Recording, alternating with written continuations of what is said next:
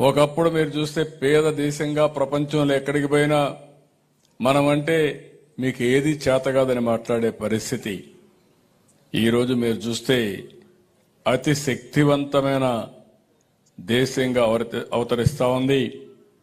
11 సంవత్సరాలు నరేంద్ర మోడీ గారి నాయకత్వంలో 11వ స్థానంలో ఉన్న ఆర్థిక వ్యవస్థ 4వ స్థానానికి వచ్చింది.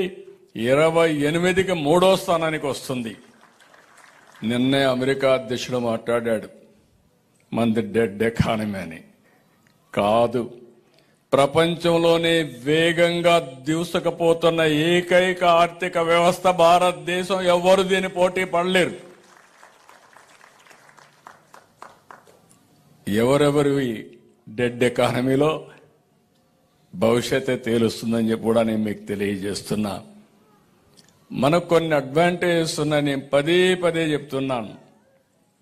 సరైన సమయంలో ఆర్థిక సంస్కరణలు వచ్చాయి. 1991లో ఆర్థిక సంస్కరణలు వచ్చాయి. ఈరోజు కొంతమంది కొన్ని తాత్కాలికమైన ఇబ్బందులు పెట్టచ్చు, సుంకాలు పెంచచ్చు, లేకుంటే పన్నులు వేయచ్చు.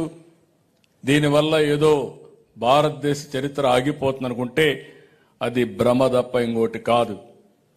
ఈరోజు కొంతమంది అంటున్నారు మన వాళ్ళకు ఉద్యోగాలు ఇవ్వద్దని. వీళ్ళు ఉద్యోగాలు ఇవ్వడం కాదు, మనం లేకపోతే ఆ దేశాలు అభివృద్ధి కాని రోజు తొందరలో వస్తుందని చెప్పి కూడా నేను మీకు తెలియజేస్తున్నా. మన సేవలు ప్రపంచానికి అవసరం. ఆ తెలివితేటలుండే వ్యక్తులం భారతదేశీయులు. ఇది తప్పకుండా అవుతుందని చెప్పి కూడా నేను మీకు తెలియజేస్తున్నా.